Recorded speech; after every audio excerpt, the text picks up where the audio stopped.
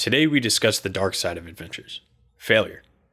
What happens when you embark on a monumental adventure with so many eyes watching your every move, so much fundraising money at stake, and so much pressure to succeed, and then to have everything you worked so hard for and all the progress you made ripped away from you? What exactly constitutes failure? Is it merely ending a trip prematurely before some predefined goal? Or is failure not even having the courage to start? Möller and Antonia Staacke, or Toni for short, were headed to Alaska, starting from the very bottom tip of South America, in Ushuaia, Argentina, when tragedy struck them nearly halfway in Bolivia, as Toni crashed and suffered horrific adventure-ending injuries to her skull and her collarbone. In the months since, they've not only been able to parse through a flood of emotions to reflect on what went wrong, but also to reflect on all that was accomplished and how much more resilient they've become as a result of everything that transpired that day. This is the Adventures Less Traveled podcast, and this is their story. Thanks for coming on the show today, guys. Really appreciate it. This is going to be a heavy conversation, but the first thing, Laura, you're in Santiago, Chile, and Toni, you are in, I'm never going to be able to pronounce this. It is Göttingen, Germany. That's the most American pronunciation, I'm sure, ever. How do you pronounce that? Göttingen. It wasn't too bad, actually. Göttingen. Okay. Well, I'm still going to butcher it the entire time. But first, let's start with kind of, you guys are in completely different hemispheres, different parts of the world, speak totally different languages other than English. So how do you guys know each other? Well, first of all, we're really happy that you made this happen, like this across three borders kind of interview. I guess that's the first one for you as well. But I'm in Santiago now, Toni in Göttingen. And so that's actually where we met, in Göttingen, because that's where we went to university together. And it was kind of like the first day of university. We kind of like clicked, had a conversation. And ever since then, our friendship has kind of evolved, I'd say. I mean, we've experienced a lot together. This was just like the tip of the iceberg. Also, at some point, we moved together. So we were living together for 4 years, I think, before we started go on this trip. Yeah. Awesome. So how did you guys come up with this idea to do this big cycling trip? And what made you think to go from Ushuaia down in Argentina all the way up to Alaska? Like, what was how'd you guys think of that? Yeah, I mean, it was quite a process. We were both into cycling a lot, and we also did some small adventures together. And I also always thought I want to go on a really big ride. And then there was this day again when I thought about it, and I was on my way home. So I just thought, okay, just ask her and see what happens. And she was in a meeting, and I was really not nervous, but I wanted to have her answer. So I texted her, you should come quick, come into the living room. And I think it was a bit mean because she thought something very bad happened. And then I asked her whenever she finished her meeting, and it was a instant yes. Like, there was not even a second of thinking about it. It was immediately, yes, I want to join. And we didn't have a plan where to go, of course. As we are both studying geography, we had this whole world map in our flat, and we just put it on the table and then thought, okay, we could go this way or maybe that way. Yeah, that was the process, kind of. Yeah, I think that kind of is the dynamic in our friendship, that Toni is kind of like the initiator of ideas, sometimes kind of crazy ideas. I mean, Toni already mentioned we've kind of like done other short cycling adventures before. Like one time we just like randomly did an overnight trip in Germany in November. It was winter, it was super cold. So we kind of like cycled in the dark, set up the tent in the middle of nowhere. It was freezing and we had a good time. And another day when it was the pandemic, we kind of like did 221 kilometers in one day to kind of like start the new year. So Toni often like mentions ideas, but they sometimes might not be very defined yet. So I'm kind of like more of a stereotypical planner. So when this day happened where Toni came up with this idea, texted me, I kind of like panicked, like she said. I was like, what's going on? And so we sat down, and I kind of like then started to like take out my whiteboard, and we kind of collected ideas. And that's how kind of like the project evolved, because as Toni said, we didn't really have a plan to begin with. It was more like, let's do something big. And I've kind of like watched documentaries before, and it was really motivating always seeing other people do this, but it was kind of like, can we do this? Can I do this? And then we kind of like, thought about it more. And then we also, thought about the route in more detail, the project, the fundraiser.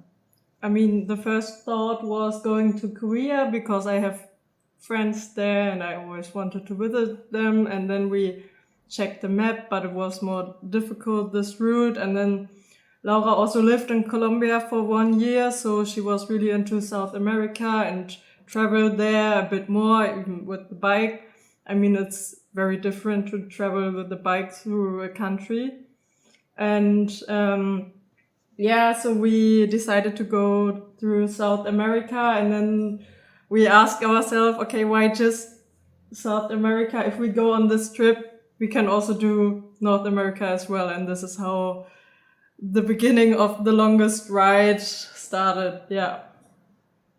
Yeah, so that's your guys' Instagram name is it's the longest ride, and it was a bit of let's just kind of do it and see where it goes, like no particular destination, and then but you also had a fundraiser for this trip, so maybe tell us a little bit about that and how that factored into your plans.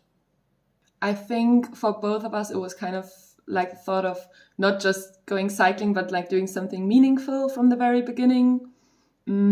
So, I mean, first of all, it was meaningful to begin with because it would be like an adventure for us, like kind of, seeing how far we can go and like testing our limits mentally and physically, which we have been doing for sure. And then the second thing is that we kind of like, wanted to contribute maybe to parts of the world where we cycle through. So we kind of like looked at projects, had different ideas in mind, but then we found or came across World Bicycle Relief, and they just like support a cause which is kind of perfect, also connected to what we love, cycling. I don't know, maybe Toni, you want to explain a bit more? World Bicycle Relief gives bikes to or donates bikes to people in rural areas. So like one example is to school children in countries of Africa, or also Colombia is one of their project country. And so these children, they don't have to walk every day for 5 kilometers or more. They can just go by bike. And of course, this supports education, and also World Bicycle Relief supports especially women, which is of course also important for us.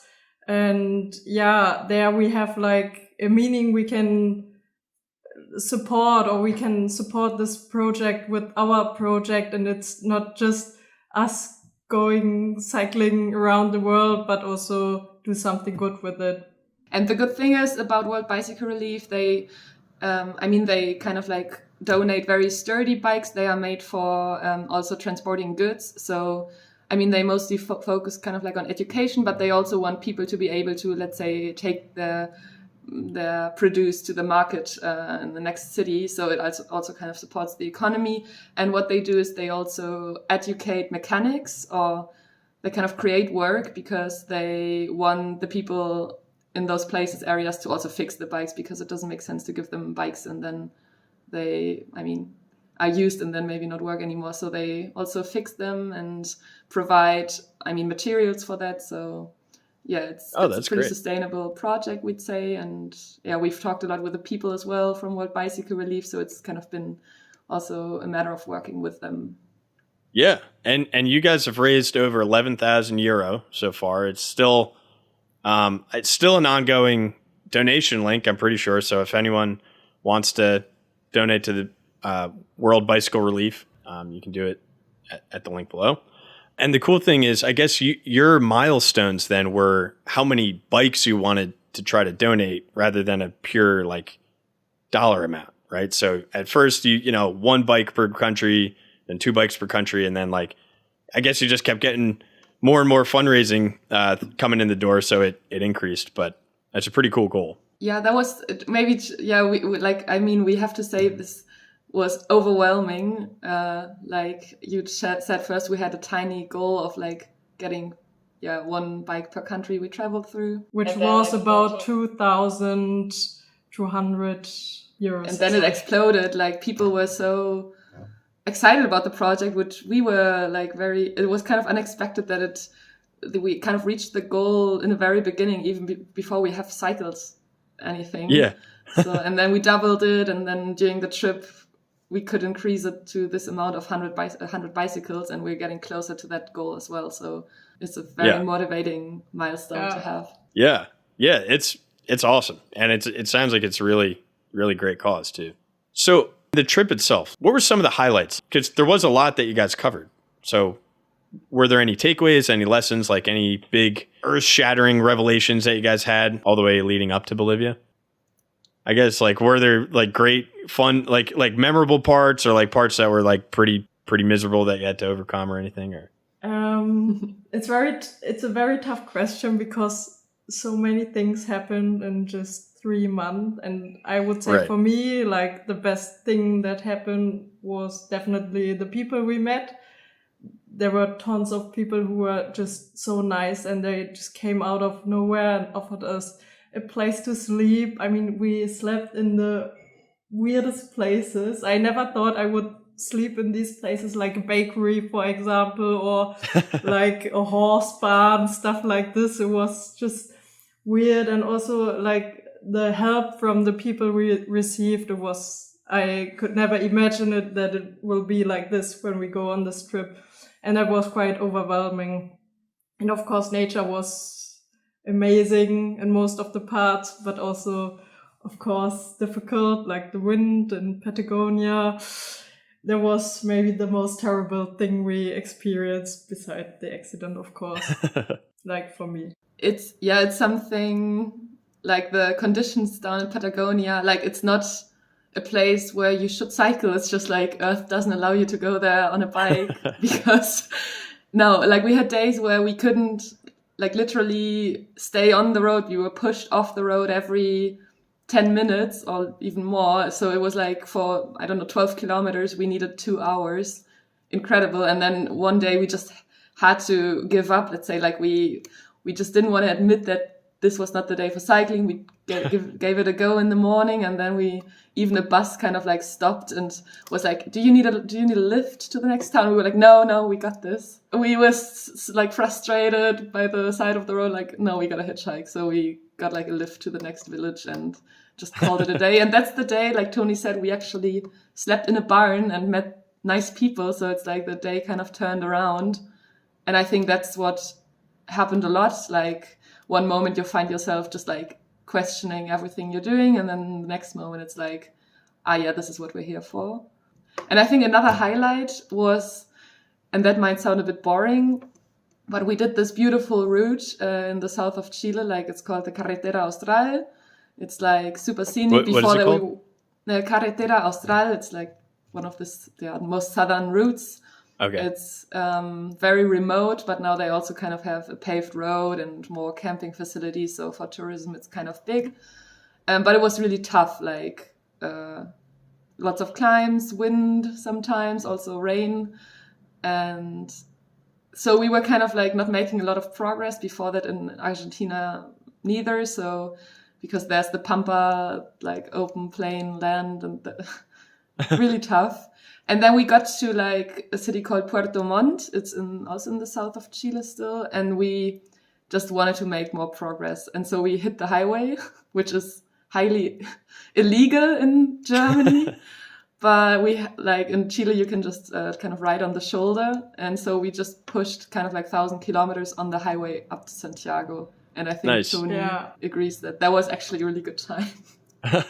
Like, if we would suggest a route in South America, we would suggest the highway. But I know, of course, this is not what people are looking for. But just for us in that moment, it was such a relief to make progress after so many hard weeks we had before. And also the infrastructure like there's a shop everywhere. We don't need to pack for 2 days without civilization.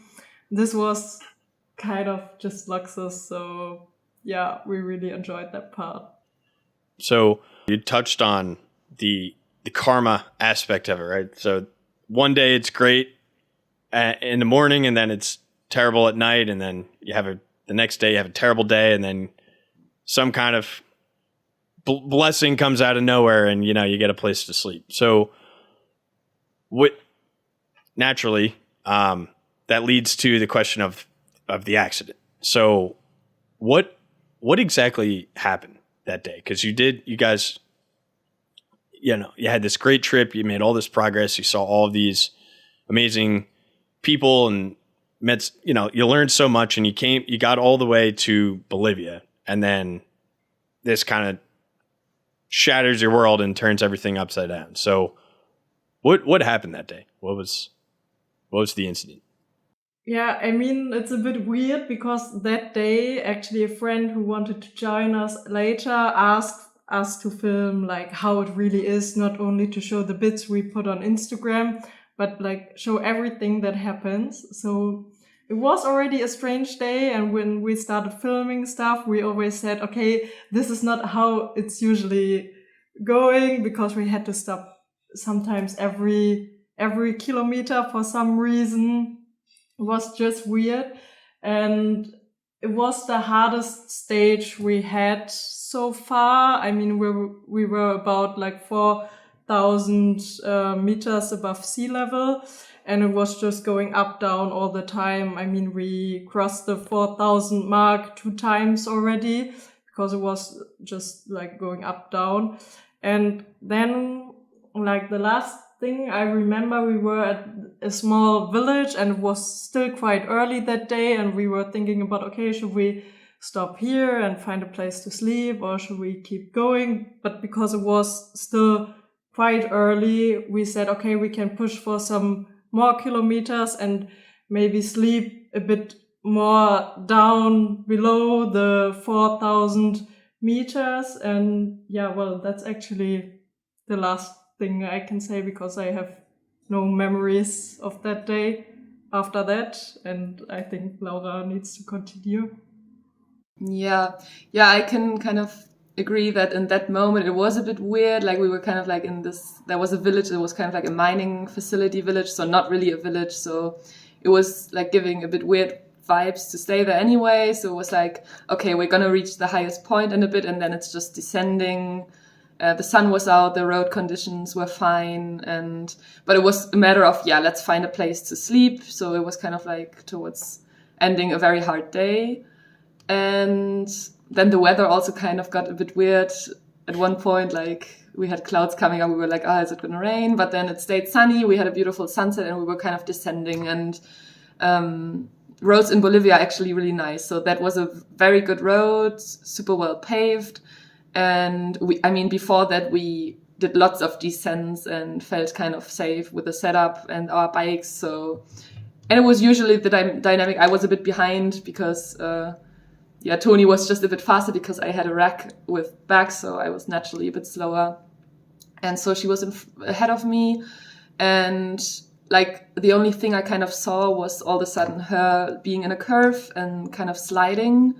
So she kind of like lost control and was kind of like, using the brakes a bit, I think, because she slowed down a bit, but then she kind of crashed and the bike was sliding on the road, and there was, kind of like a safety rail on the side, which she might have hit, but it all happened so quickly, so I didn't really see it. And then there was a bit like when I approached her, she was kind of like not really being able to move in that moment. And what I saw was there was kind of like gravel, rock, so it might have been that. But in that moment, of course, I didn't really focus on that.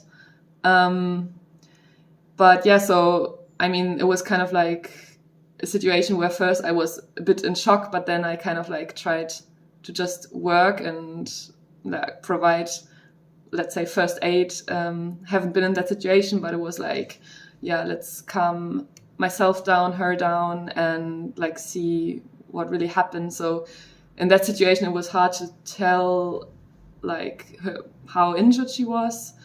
But yeah, we were in the middle of nowhere. We were alone at first. There was not a lot of traffic, and we didn't have signal. So it was like, gosh, what's going to happen? And then I think immediately a minute after that crash, a car stopped. And so we were lucky. They were kind of locals, and they were going towards the next village. So we could I sent them to kind of like call an ambulance. We also had a satellite phone, which we activated in that moment, but actually it was faster, the people getting the ambulance, than getting a response from the satellite phone. And then other people stopped as well. So it kind of like was a lot of people like accumulating around us. Also some people on motorbikes who were touring around Bolivia from Brazil, also very, very helpful. And everyone just kind of tried to calm us down. And I mean, Toni was bleeding a bit at that moment and seemed really hurt on her shoulder, like she had pain in her arm, which then later turned out to be a collarbone fracture, actually, so quite painful. Yeah, I think that's probably the most nightmare scenario for anyone who thinks of going on an adventure like this, because like you said, you're in the middle of nowhere. There's I imagine the thoughts going through your head are terrifying, because you realize like we're completely isolated from society, and there's no, you wonder if help's going to arrive, leading up to that point when the ambulance came. I'm sure that must have been absolutely terrifying. Yeah, I kind of lost, worse for Toni because she doesn't have any recollection, but I kind of I can't recollect how time evolved in that moment. Right. Don't really have a memory of that. But then what actually happened is the ambulance didn't go or approach us, but instead some other people stopped with a pickup. And they were like, yeah, let's just get you guys on our pickup. They even loaded the bikes. So that was, wow. Didn't really matter, but it was they just kind of managed, so we didn't have to think about that. And so we drove with them in the car towards the ambulance, and then we kind of met the ambulance on the way and kind of had the transfer. And then, the problem was that then we just got to a village which doesn't really have big facilities either. So right. They had a small health center where they at least had doctors and nurses. So yeah, first thing, Toni was given pain meds. Actually, a nurse from the mining facility arrived at the accident site. And really? To forget that they gave you an injection. Oh, okay. Oh, that's funny. No, they were she needs pain meds, and she came and then also wrote us down what she gave you. And then in the next health center, those information were kind of transferred. But it was okay, we got to get to another city, a bigger one. And then, so they did an X-ray there and already diagnosed the broken collarbone, and we're we definitely need to get you to a bigger hospital. And so the next city was kind of I think 80 kilometers away. So that very same night, the accident happened around 5:30, and then around 8 we were transferred to Uyuni, which for people who've traveled Bolivia, it's kind of a very touristy place. You go there to see the salt flats. So yeah, we were actually really close to get there as well. And so they had a bigger hospital. It was kind of a public hospital. And that's how then the treatment kind of proceeded. And from there, this is still an odyssey that went on for weeks. So there was kind of the accident.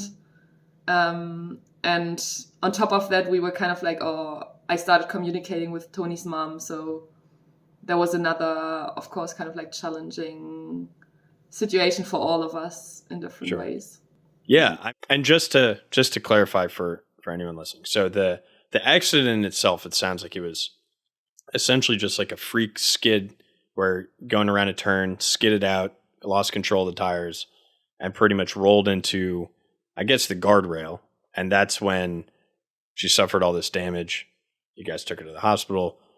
So then I'm sure for you, it, like you said, you kind of blocked out a lot of what happened just because your adrenaline's pumping so high. But yeah, when you go about informing before informing the rest of the world, just informing your immediate family, how did how did you approach that situation? Because I'm assuming your family, it's one thing, but informing the person who you went on the trip with, their family, I'm sure that had to have been a difficult conversation.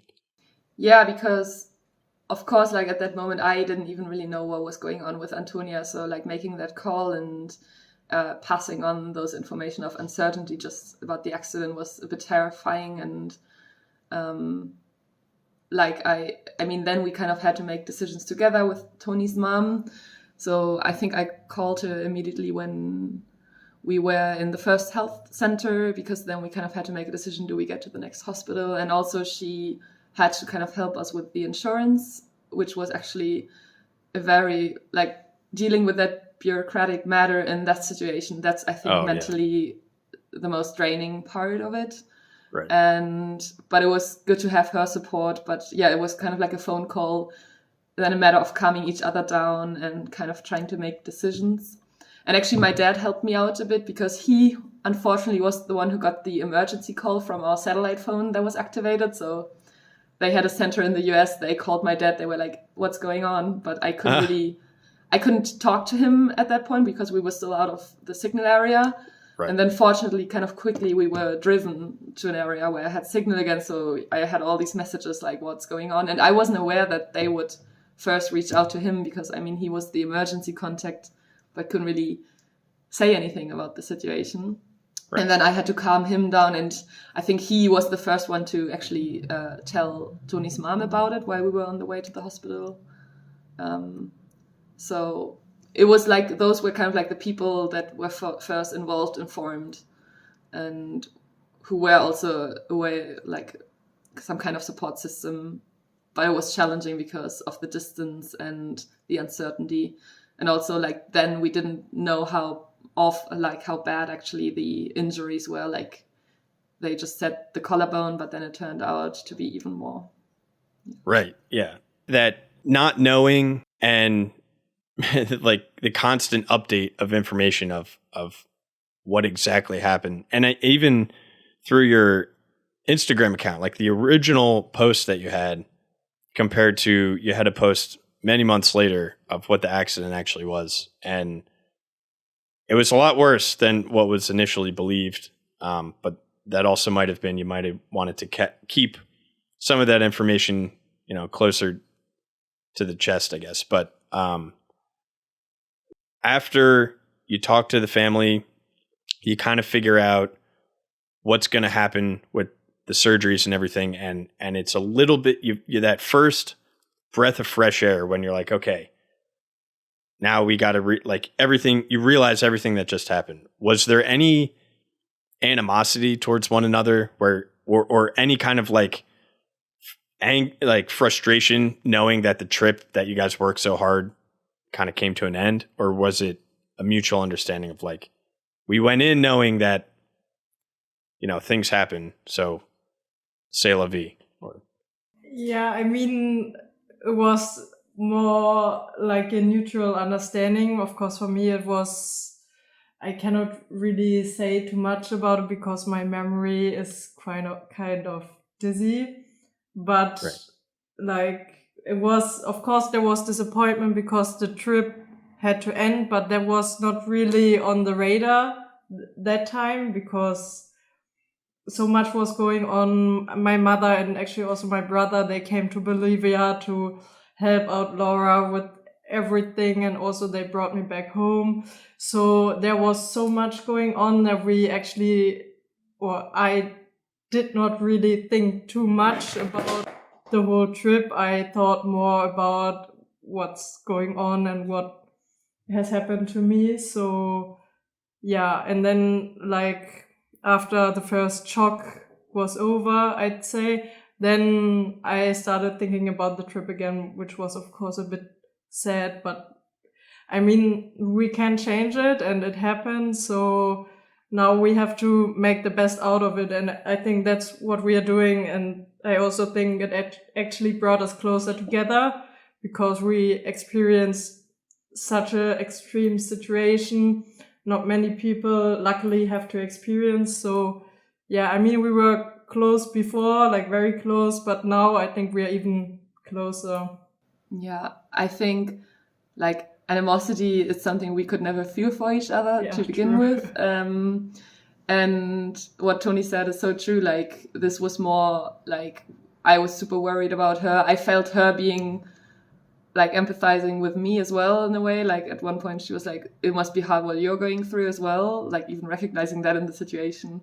Like, I mean, it was more mentally for me and not as physical as for Toni. But I think we were still good at supporting each other in that situation. And it was never like a matter of, oh gosh, we failed at this. Like, that was not at stake. And also like figuring out what we were going to do next. That was not really the priority. It was like, it will all like come together in a way now. The first or the most important thing is healing, getting home in Toni's case. And yeah, so yeah, we're still very good friends.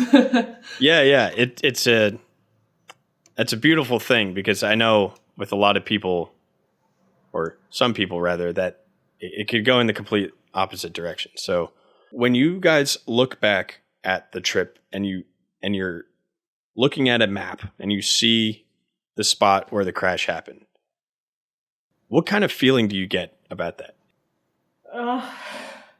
Tough question. Like, for me, I think it's just like unfinished business. But for me, when I look at the spot, it's not the end, because I know like this was never the end of the project for me. It never was in any, like, not even when I was in hospital. I never thought, okay, that's it. So yeah, I'd say unfinished business. For me, it's less that, I think. It's more like, because for me it's very memorable, that spot. So it's kind of like, it was a bit traumatizing, like seeing the crash and then dealing with the accident. So, but it's more like, for me, it would also, I think, be a good thing to return to kind of like grasp where that ended, because in that situation, I mean, everything happened so fast. And yeah, now it's like, I'm curious how it would feel to be there again. And like, the only way I would want to be there again is together with Toni. And yeah, but like, I mean, it's also surreal looking at it on the map, like zooming in and being like, this is where like something like this happened. And like, we've been in so many places, and you just like have this random spot in Bolivia, and it's just like, it changed everything. Yeah. And I also agree, like, it's important to go back. Like, for me especially, I struggled a lot with not knowing what happened. It's a very weird feeling, and I think I've also been a bit annoying towards Laura, because she had to explain me, I think sometimes, every detail she knows, because I have just no memory, and it bothers me a bit. So for me, it's also important to go back to that point to see like how it looked, how did it happen, and like, yeah, just to overcome this trauma. I think it's important to go back. And of course, the only option is going together. I agree, like, no one of us would go alone and look at it. So yeah, I think it's a nice way to overcome this horrifying experience together. Yeah, like getting back on the horse, you know? Would you ever consider finishing the trip, like going back and from that point and finishing, or is it kind of, you're ready for new horizons, new adventures, new projects, new things to look forward to in life? This might sound funny, but like Toni, I mean, the first 2 weeks in the hospital were like, yeah, mostly focused on treatments, healing. But then all of a sudden, out of nowhere, while we were both still in La Paz and she was in the hospital, I got a message from Toni, like, so I've thought about the project a bit. And there we kind of like actually initiated by Toni, the conversation of how we would or could continue. So it was definitely being talked about it very early on, and yeah, it's still being talked about now. That's awesome. Yeah, I mean, my plan in the beginning was a bit too optimistic. That time I also didn't know some of the diagnosis I got in Germany. And I said to Luru, That's my nickname. Sorry. Sorry, it's a nickname, Luru. Luru. So I told her, okay, I think this is going to take 2 months. Now we kind of need to start rethink our project. It doesn't work anymore with the weather conditions because at the Southern Hemisphere, there's going to be winter soon, and then we will also continue in winter in the Northern Hemisphere. So we should start it like in Alaska again and then go to Bolivia where it happened. But of course, this was too optimistic. But that time I thought like that. I think it's, nice that I was so optimistic that time. And now we still think about, it was never a case that we don't continue. So it's an ongoing plan. But it was also never a case of like, there's been options or people asking, are you going to go on your own?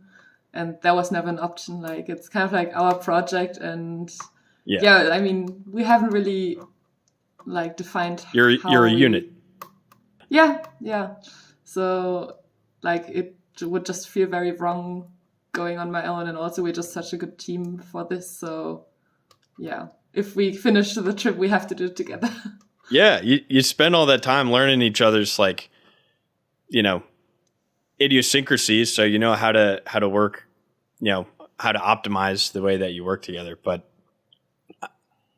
I hope you guys realize how resilient you are for thinking that way, because most people don't think that way after something like that. They'll try to reframe the goal. They'll think, oh, we can do something else, or they avoid that situation. So the fact that you guys have that on the mind to keep finishing the unfinished business, that's very commendable. So I hope you guys realize that.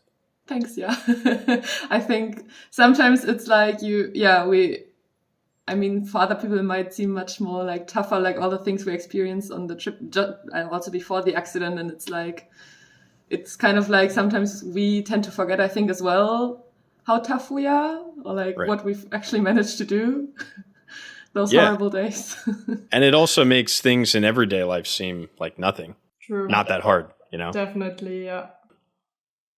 A big setback that a lot of people have with any kind of adventure to this scale is the fear of failure, right? So the fear of like, I mentioned something of this magnitude to the world, and I'm scared of what people are going to think if I fail.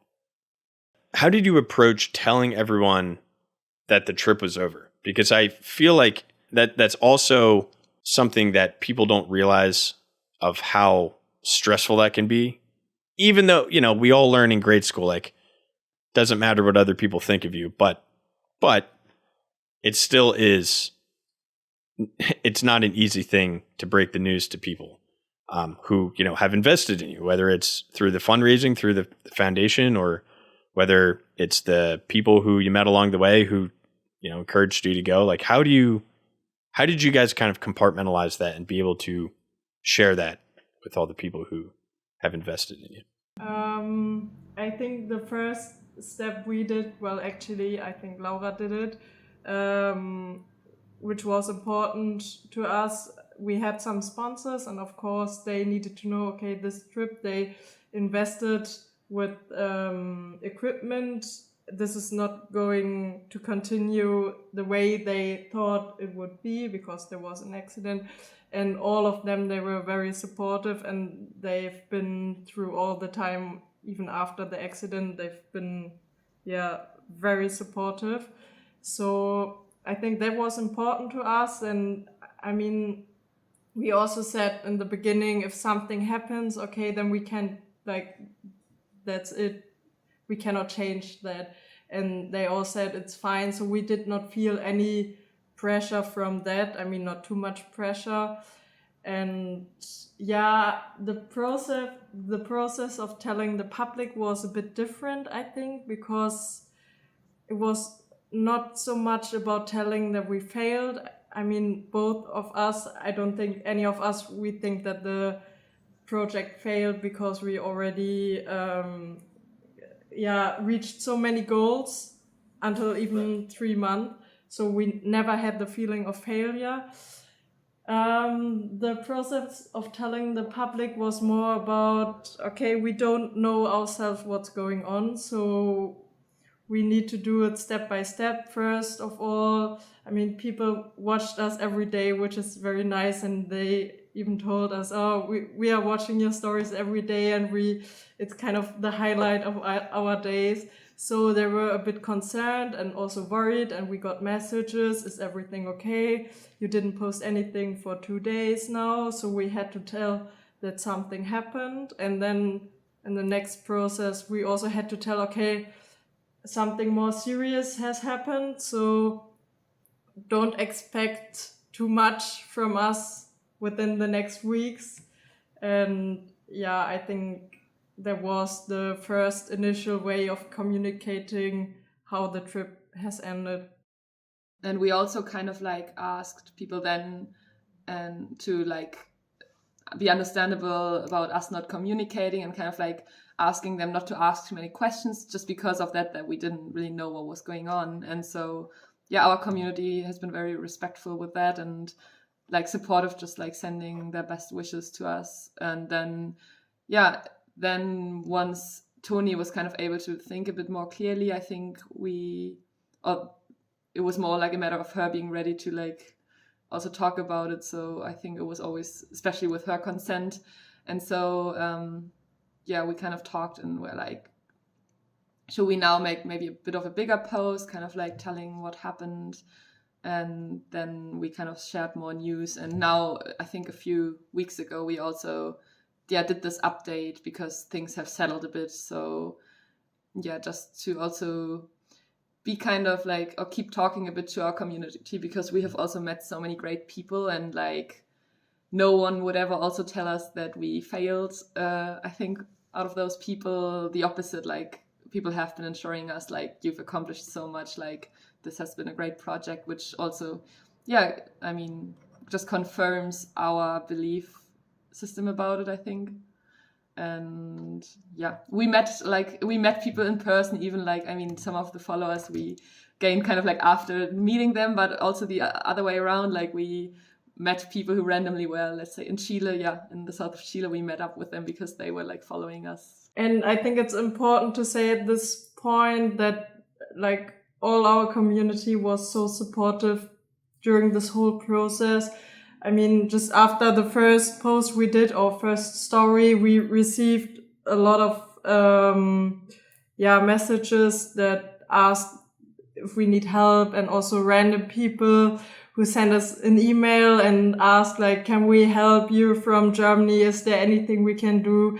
And that time they didn't even know how serious the accident was. So during this whole process, our community has been very supportive, and like they try to help us as much as they can. So that was very nice for us also to see that. Actually, maybe a funny anecdote is that, I mean, you had Caroline and David on your show as guests, and we talked to them, or we met Caroline in Germany, and then we kind of talked to them during the trip. I mean, they also cycled the world, so had quite a lot in common. They did a bit more extreme distances though, in a short time.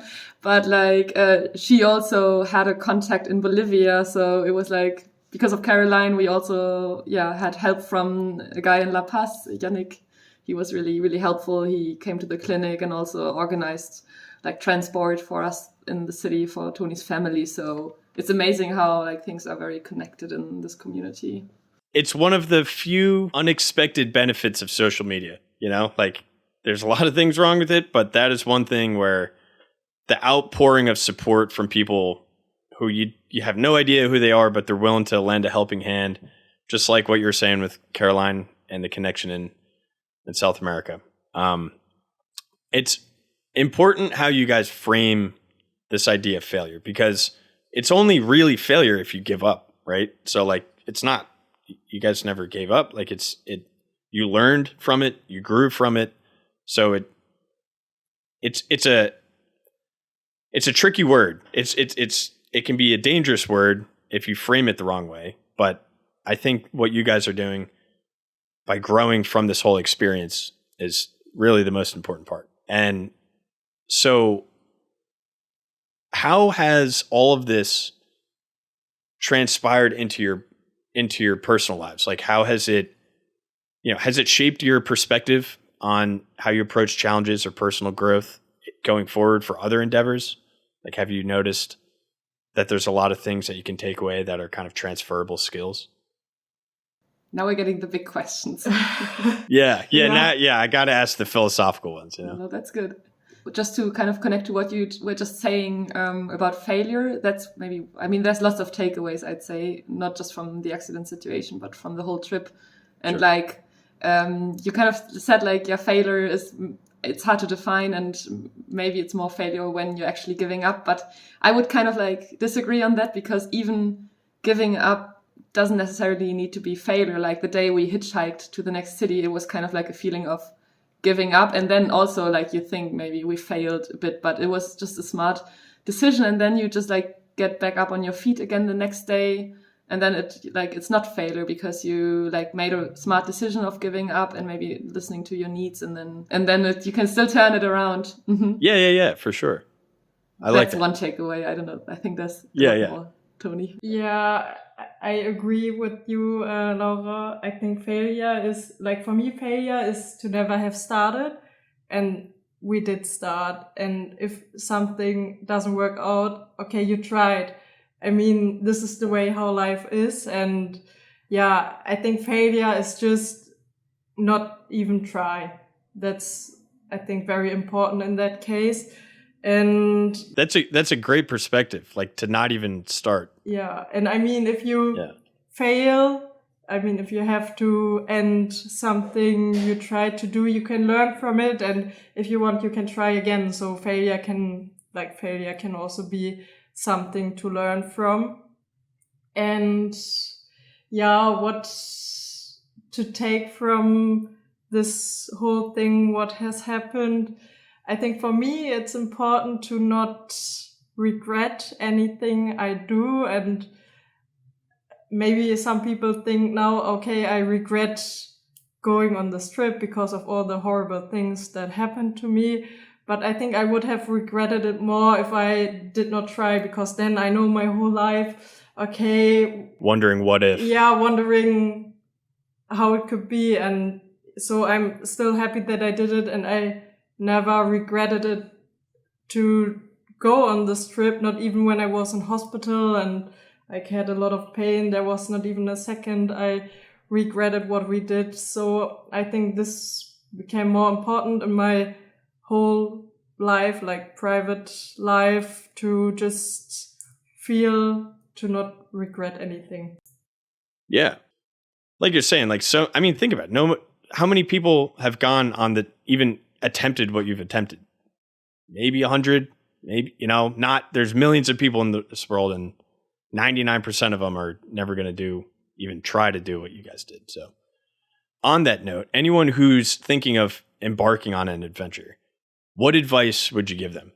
Just going for it, and kind of not being afraid of that things can go wrong. And sometimes you don't have, and that's actually especially a takeaway for me as well. You don't need a plan for everything. I mean, it was good to get my whiteboard out and gather some ideas, but an adventure like this, you can't really plan. And if you plan too much, then you can easily get disappointed or not fulfill or meet your expectations for yourself. So it's just a matter of going into the unknown and kind of having a vision, and kind of defining that vision, maybe, because the good thing is we didn't define the goal of we want to make this 25,000 whatsoever kilometers up to Alaska. We want to raise funds. We want to go beyond our limits, and also inspire others, especially maybe women, to embark on these adventures. And so it's more a matter of envisioning something for yourself. Having that northern light, that guiding light, I guess. Yeah, and staying flexible, what Laura said, I think is the most important thing. And we were we always had the situation where we needed to be flexible on this trip. And I think we learned a lot from that. And you don't have to figure out everything in the beginning. You learn while going on this trip, while like try to, work stuff out. So staying flexible, I think, is the most important takeaway from the trip. Yeah, for sure. So given that this is the Adventures Less Traveled podcast, I have to ask. I ask everyone, how do each of you personally define adventure? I know you guys kind of just touched on it right now, but I got to ask everyone. So how do you define it? For me, I think it's the process of trying something you have never accomplished before. And it doesn't matter if you reach that goal or if you don't reach that goal. I think in any case, it's an adventure to just try. Yeah, I think like envisioning something or doing something where you also kind of like know that things can go wrong or that you might like taking risks, and that doesn't really have to be an adventure in our scale. I think Toni and I kind of discussed that before. It doesn't have to be like cycling across 2 continents. It can also just be like cycling or doing 100 kilometers a day. If you haven't done that before, then that's an adventure. So it can be any kind of scale, or not even anything related to like outdoor activities. It can also be like, something for your career or. Yeah, going into the unknown in some way. Well, I want to genuinely thank you both for going over everything that happened that day, telling us all about your experiences, what you learned, how you grew.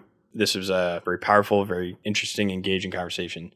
Before we part, how can people follow you or engage with you if they'd like? Yeah, I mean, people can follow us on our Instagram channel. There we did the most of our communication. It's longest.ride22.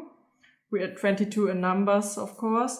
And we also have like website where's the link for our fundraising campaign. It's longestride.org. And there you can also follow our route, and whenever like new stuff is going on, whenever there's an update about how we continue, it will be definitely shown on our Instagram channel and on our fundraising campain. Yeah, you will probably link that or put those links in the we'll put it well, so. Put it in the link below. So I mean, we're happy about any further donations, but we've already like this campaign has been amazing, like how the people supported us. So I mean, we're always happy about more contributions to that project, but also what we just said, like anyone who wants to like ask us also questions or join kind of like our adventures if we embark again, and then if we can also maybe give you advice for anything for the specific route, or if you need contacts in Bolivia, Chile, like we are also happy now to give back what we've kind of like received. Definitely. And so you can always like reach out to us.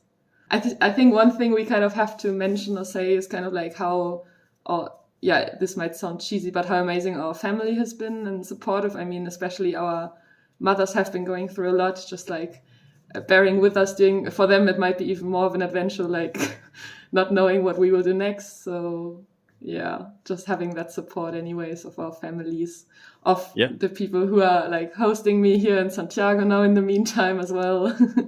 Federico, so Sweet.